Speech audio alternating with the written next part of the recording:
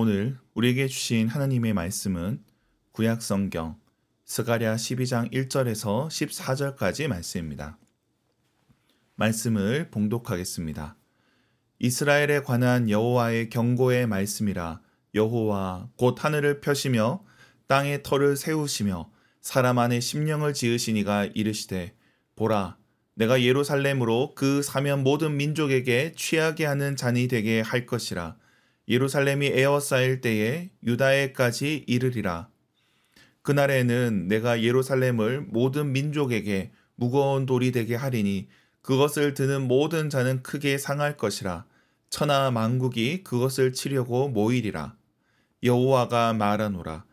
그날에 내가 모든 말을 쳐서 놀라게 하며 그 탄자를 쳐서 미치게 하되, 유다 족속은 내가 돌보고 모든 민족의 말을 쳐서 눈이 멀게 하리니, 유다의 우두머리들이 마음속에 이르기를, 예루살렘 주민이 그들의 하나님 만군의 여호와로 말미암아 힘을 얻었다 할지라.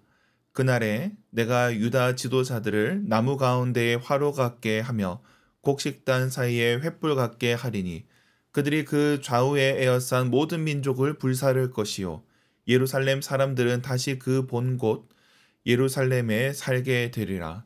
여호와가 먼저 유다 장막을 구원하리니, 이는 다윗의 집의 영광과 예루살렘 주민의 영광이 유다보다 더하지 못하게 하려 함이니라. 그날에 여호와가 예루살렘 주민을 보호하리니, 그 중에 약한 자가 그날에는 다윗 같겠고, 다윗의 족속은 하나님 같고, 무리 앞에 있는 여호와의 사자 같을 것이라. 예루살렘을 치러 오는 이방 나라들을 그날에 내가 멸하기를 힘쓰리라. 내가 다윗의 집과 예루살렘 주민에게 은총과 간구하는 심령을 부어주리니, 그들이 그 찌른 바 그를 바라보고 그를 위하여 애통하기를, 독자를 위하여 애통하듯 하며 그를 위하여 통곡하기를, 장자를 위하여 통곡하듯 하리로다. 그날에 예루살렘에 큰 애통이 있으리니, 무깃도 골짜기 하다드림몬에 있던 애통과 같을 것이라. 온 땅 각 족속이 따로 애통하되, 다윗의 족속이 따로 하고 그들의 아내들이 따로 하며, 나단의 족속이 따로 하고 그들의 아내들이 따로 하며, 레위의 족속이 따로 하고 그들의 아내들이 따로 하며, 시므이의 족속이 따로 하고 그들의 아내들이 따로 하며, 모든 남은 족속도 각기 따로 하고 그들의 아내들이 따로 하리라. 아멘. 매일 성경 순서에 따라 스가랴서를 살펴보고 있습니다. 스가랴서 12장엔 유다와 예루살렘을 대적하는 이방에 대한 심판과 또 메시아의 죽음에 대한 애통의 말씀을 담고 있습니다. 이 말씀은 선지자가 처한 현재 상황이기보다는 미래적인 상황, 메시아를 위한 예언에 초점이 맞춰져 있습니다. 그 내용을 살펴보겠습니다. 오늘 본문에 모든 민족이 유다를 대적하고 있습니다. 그리하여 예루살렘이 포위된 상황이 2절에 나옵니다. 그런데 그 시점이 문제입니다. 그러한 때가 언제 일어나는가 할 때에 3절에 보면 그날에 라고 나옵니다. 오늘 본문에는 그날에 라는 표현이 4절에도 나오고 6절과 8절, 9절과 11절에 나옵니다. 구약 성경에서 그날에 라는 표현은 종말의 때, 하나님께서 역사에 개입하시는 결정적인 순간을 가리킵니다. 이를 여호와의 날로 표현하기도 하고 진노의 날이라고 말할 때도 있습니다. 그러나 다 같은 표현입니다. 그래서 여기 그날에 라는 표현이 반복되고 있는 것은 말씀이 현재 벌어지고 있는 일이 아니라 장차 일어날 일임을 보여주고 있는 겁니다. 그날에 여러 민족들이 어떤 이유로 대적하는지는 모르지만 유다와 예루살렘을 대적하러 올라옵니다. 유다와 예루살렘은 주요 교역로에 있기 때문에 어떤 세력이든 힘을 얻으면 늘 건드리는 곳이었습니다. 그렇게 위기에 처할 때 하나님께서 이들을 구원하십니다. 7절에 보면 하나님께서 구원하시는데 구분이 되어 있습니다. 유다 장막과 예루살렘이 구분되어 있습니다. 여기 다윗의 집도 나오지만 여기는 예루살렘으로 봐야 될 것입니다. 예루살렘과 나머지 유다 지역을 구분되어 있는 겁니다.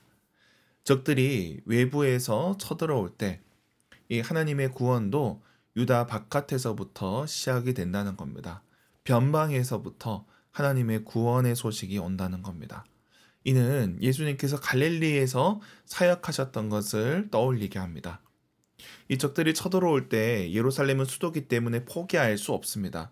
그러나 그 주변 지역들, 변방 지역들은 적들에게 내주기 마련입니다. 그렇게 황폐화되기 일쑤입니다. 그런데 예루살렘이 버티기까지 그 바깥은 더 큰 고통을 겪어야 했습니다. 그런 가운데 하나님께서 먼저 유다 장막을 구원하신다. 이 말씀은 변두리에 사는 자들을 향한 위로가 됩니다. 그리고 10절부터 내용이 전환됩니다. 다윗의 집과 예루살렘에 간구하는 심령을 받게 되는데 이들은 찔린 자를 위해 애통합니다. 큰 애통이 있는데 이는 앞서 11장에서 선한 목자를 거부했던 말씀과 이어지고 있습니다. 그 선한 목자, 메시아가 거부당하고 배척당했을 뿐만이 아니라 찔려 죽었다는 겁니다. 이를 예루살렘이 애통하는 겁니다. 그 고통을 11절에 보면 무기또 골짜기 하다드림몬에 있던 애통에 비유합니다. 하다드림몬은 정확히 파악하기는 어렵지만 요시야 왕이 죽은 장소로 추측합니다. 요시야 왕은 하나님을 경외하고 또 개혁을 시도했던 왕이었지만 그러나 갑작스럽게 애국 군대에 죽었습니다. 유다에겐 희망이 꺾이는 경험이었습니다. 하나님이 좋은 왕을 주셨고 이제 나라가 새로워질 것이라 기대했었는데 그 기대가 좌절했던 겁니다. 개혁은 실패로 돌아갔습니다. 이런 기대와 좌절이 오늘 본문에서는 선한 목자의 죽음과 이어지고 있습니다. 그리고 이것은 예수님의 죽음으로도 이어지게 됩니다. 그렇게 백성들이 애통하는 것이 14절까지 이어지게 됩니다. 그들의 죄와 허물로 메시아가 죽었기 때문에 그들은 애통하는 겁니다. 오늘 본문의 예언을 우리가 다 파악하기는 어렵지만 우리는 이 말씀이 예수님을 향한 말씀임을 기억해야 합니다. 예수님께서는 갈릴리 지역 저 변두리서부터 사역을 시작하셨고 그렇게 죽임 당하셨습니다. 하나님께서는 이처럼 스가랴 선지자를 통해 메시아의 사역을 예언하고 있습니다. 오늘 스가랴 선지자가 예언했던 그 날은 예수님이 사역했던 그 날입니다. 예수님이야말로 하나님께서 이 땅에 역사하시고 개입하신 그 증거가 됩니다. 그 주님께서 오늘 우리와도 함께하고 계십니다. 오늘 이 땅의 변방에서도 구원을 베풀고 고난당한 자들과 함께하고 계십니다. 오늘 하루 주님과 함께 나아가는 저와 여러분이 되길 주님의 이름으로 축원합니다. 기도하겠습니다. 하나님 아버지, 저 변방 갈릴리로부터 버려진 자들을 구원하신 그 사역, 그 십자가에 달려 죽으신 고난을 묵상합니다. 고난당한 예수님을 기억하며 그 은혜에 감사하는 저희들 되게 하여 주시옵소서. 이 땅의 교회가 주님을 따라가게 하여 주옵소서. 예루살렘보다 유다의 장막을 먼저 구원하신 것처럼 이 땅의 변방에서부터 주님의 구원이 나타나게 하시고 그 고난의 길도 따라가는 교회 되게 하여 주시옵소서. 주님의 평화가 임하게 하여 주시옵소서. 민족과 민족이 대립하고 싸우는 이 시대 가운데 주님께서 함께하여 주시옵소서. 팔레스타인의 평화를 허락하여 주시옵소서. 우크라이나의 전쟁이 그치게 하여 주시옵소서. 여기 한반도와 동아시아에 주님의 평화가 임하게 하여 주시옵소서. 주님, 우리 자녀들을 위해 기도합니다. 초등부 자녀들 가운데 주님 함께하여 주시고 저들이 어릴 적부터 믿음으로 자라가게 하여 주시옵소서. 다니엘처럼 요셉처럼 하나님의 사람이 되게 하여 주옵소서.